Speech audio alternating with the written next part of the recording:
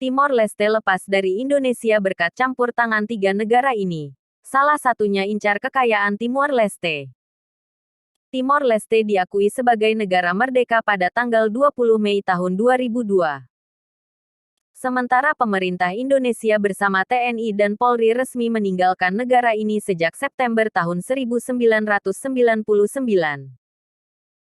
Setelah di tingkat Indonesia, pemerintahan Timor Leste langsung dibawa PBB hingga kemerdekaan negara di bagian timur Pulau Timor tersebut. Setidaknya ada 3 negara yang terlibat dalam usaha memisahkan Timor Leste dari Indonesia, namun setelah negara ini berdiri sendiri, negara-negara tersebut pergi meninggalkan Timor Leste berjuang sendiri hingga hutang membekak. Bahkan, ada negara yang berniat licik, yaitu saat Timor Leste lepas dari Indonesia, negara tersebut mengeruk kekayaan dan membiarkan rakyat Timor Leste menderita. Memang jarang diketahui, ternyata ada campur tangan 3 negara asing ini dalam kemerdekaan Timor Leste. Salah satunya dituduh ingin keruk kekayaan Timor Leste. Seperti yang kita ketahui, Timor Leste menjadi satu-satunya wilayah Indonesia yang melepaskan diri dari NKRI. Selama tahun 1976 sampai tahun 1999 Timor Leste melakukan perjuangan panjang untuk melepaskan diri dari kesatuan NKRI. Selama itu, Indonesia melakukan operasi yang dikenal dengan nama Operasi Seroja, sebuah langkah militer untuk mempertahankan kedaulatan NKRI. Namun, sebuah penelitian mengungkapkan bahwa ternyata di balik kemerdekaan Timor Leste ada campur tangan negara asing. Dikatakan bahwa setidaknya ada 3 negara di antara adalah Australia, Amerika, dan Portugal.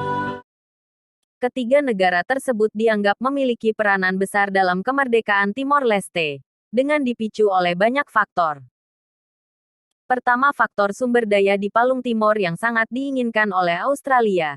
Kedua, diduga faktor perang dingin tidak inginnya komunis berkembang di Indonesia oleh Amerika. Terakhir, adalah Portugal adalah faktor revolusi bunga. Revolusi bunga adalah kudeta yang terjadi di Portugal di mana Antonio de Spinola mengambil alih kepemimpinan Portugal. Spinola pernah berjanji untuk menghidupkan demokrasi dan memberi hak politik kepada mantan daerah koloni mereka Timor Timur. Hingga akhirnya tercetuslah 3 partai besar. Pertama, UDT União Democrática Timorense. Partai ini berada di bawah Portugal untuk menjadikannya provinsi di seberang lautnya. Kedua, Fretilin Frente Revolucionaria de Timor Leste Independente, memperjuangkan Timor Leste agar menjadi negara yang merdeka. Ketiga, Apodeti Asociação Popular Democratic Timorense, memperjuangkan agar Timor Timor tetap berintegrasi dengan Indonesia. Namun, kemenangan pun direngkuh oleh Fretilin. Tahun 2002, melalui referendum ditetapkan bahwa Timor Leste diakui oleh PBB sebagai sebuah negara. Dari kemerdekaan tersebut, hingga kini ada 1 negara yang diuntungkan, yaitu Australia. Australia dituduh mengeruk jutaan dolar dari pendapatan minyak Timor Leste. Kesepakatan itu diputuskan sejak Australia melakukan penandatanganan perjanjian pada Maret tahun 2018 bahwa negara kecil itu bergantung pada minyak mendapatkan 100% ladang Bayu Undan. Dibagi 90-10 dengan Australia. Pendapatan yang diambil oleh Australia sejak penandatanganan perjanjian tersebut telah diberikan pada Timor Leste tetapi langsung habis untuk kebutuhan kesehatan dalam setahun. Perjanjian itu membatasi perbatasan maritim permanen untuk menutupi celah timur dan mendirikan daerah khusus untuk berbagi ladang gas yang belum dimanfaatkan Timor Leste. Perbatasan baru itu dikonfirmasi adalah milik Timor Leste tetapi puluhan tahun Australia mengambil keuntungan dari ladang minyak tersebut.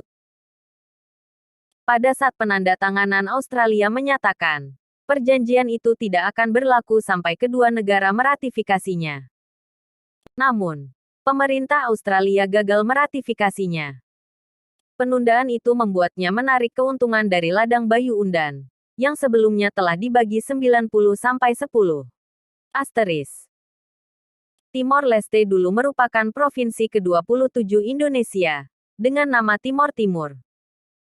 Mereka kemudian melepaskan diri dari Indonesia pada tanggal 20 Mei tahun 2002 pasca referendum. Namun, setelah lepas dari Indonesia, tak lantas membuat Timor Leste benar-benar lepas dari penjajahan. Kurang lebih 20 tahun yang lalu, pasukan penjaga perdamaian internasional pimpinan Australia yang dikenal sebagai Interfet mendarat di Timor Leste yang saat itu baru merdeka dari Indonesia. Australia memimpin pasukan penjaga perdamaian dari 11.000 orang dari 22 negara, salah satu yang dianggap sebagai kesuksesan besar. Melansir Crikey.com.au, John Howard menyebut intervensi itu sebagai kemenangan kebijakan luar negeri yang signifikan, dan mengatakan ia tidak akan mengubah apapun tentang itu. Dan tentara Indonesia menarik diri sepenuhnya pada akhir Oktober. Personel pertahanan Australia dipuji atas upaya mereka. Tetapi Interfet hanyalah sebagian kecil dari kisah Australia dengan Timor Leste. Tahun 1999. Setelah lebih dari 78% orang Timor memilih kemerdekaan dalam referendum pada tanggal 30 Agustus tahun 1999, milisi paramiliter pro-Indonesia yang marah menanggapinya dengan kekerasan. Secara sistematis, mereka meruntuhkan kota, membakar bangunan, dan menyerang serta membunuh orang. Sekitar 1.500 warga Timor diperkirakan tewas dalam kekerasan itu. Puluhan ribu meninggalkan rumah mereka ke gunung-gunung. Dan pasukan Indonesia dituduh memaksa lebih dari 300.000 orang melewati perbatasan darat ke Timor Barat. Kemarahan internasional memaksa pendirian Interfet. Australia, pemain kunci dalam keputusan untuk campur tangan, membalikkan satu dekade kebijakan luar negeri yang ambivalen yang lebih suka melupakan masalah Timor Leste dan melangkah masuk. Tidak ada pertanyaan bahwa Interfet bekerja dengan baik. Tetapi keputusan Australia untuk pergi ke Timor Leste tidak hanya berprinsip ingin mengamankan kedaulatan negara tetangganya yang masih baru. Hanya 2 bulan sebelum kemerdekaan penuh Timor Leste dipulihkan, Australia menarik pengakuannya atas yurisdiksi Mahkamah Internasional untuk menyelesaikan perselisihan batas laut. Itu merupakan jenis diskusi yang tepat yang perlu dikumpulkan oleh Timor Leste tentang cadangan minyak dan gas yang menguntungkan terkubur jauh di dalam Laut Timor. Bebas dari pandangan adjudikator independen, Australia mengambil pendekatan bullish dalam negosiasi atas kekayaan minyak dan gas multimiliar dolar Laut Timor. Negosiasi menghasilkan beberapa perjanjian untuk menggunakan sumber daya, tetapi tidak ada batas permanen. Australia ingin menghindari adanya batas karena mereka tahu mereka mengklaim sumber daya yang bukan haknya untuk diambil. Namun, jika ada batasan, hak pengambilan sumber daya itu akan jatuh secara sah ke tangan Timor Leste. Jadi, Australia telah membuat rencana untuk menghindarinya. Tapi, rencana tersebut digagalkan. Pada 2012, mantan perwira intelijen ASIS yang dikenal sebagai Witness K mengungkapkan bahwa Australia telah menyadap ruang-ruang di Timor Leste untuk mendapatkan keuntungan dalam negosiasi itu.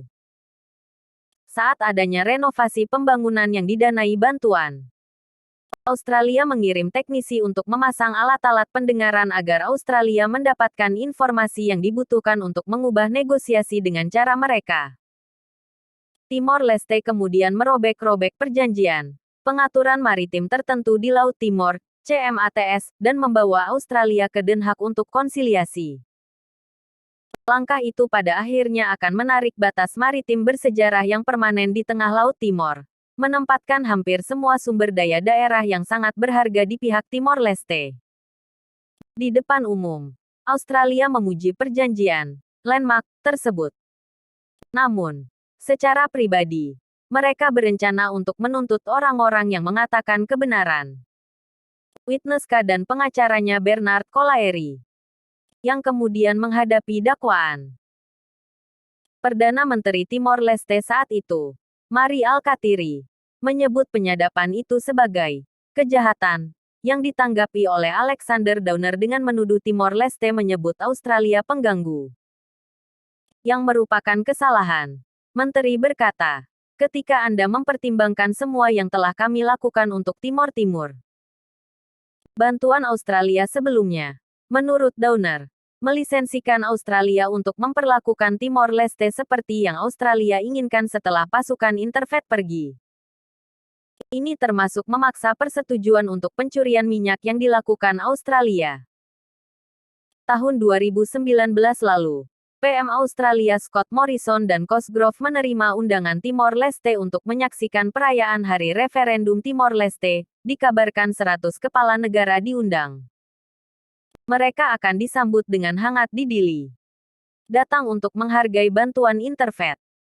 Dan untuk memperkuat peran Australia sebagai donor bantuan asing terbesar di Timor Leste, serta di atas kertas, tetangga dekat yang ingin melihat Timor Leste berkembang.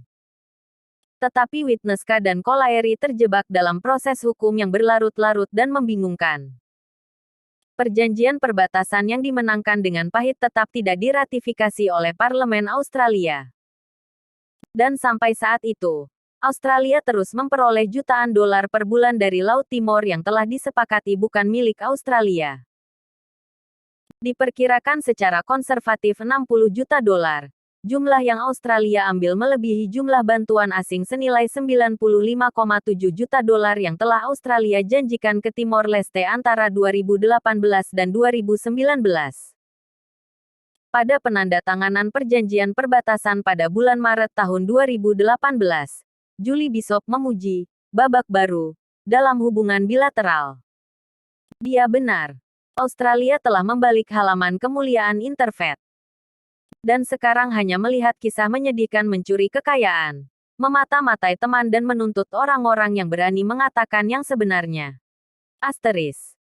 Sebagian artikel ini sudah tayang di Intisari, Great Ide dengan judul Jarang Diketahui. Ternyata ada campur tangan 3 negara asing ini dalam kemerdekaan Timor Leste.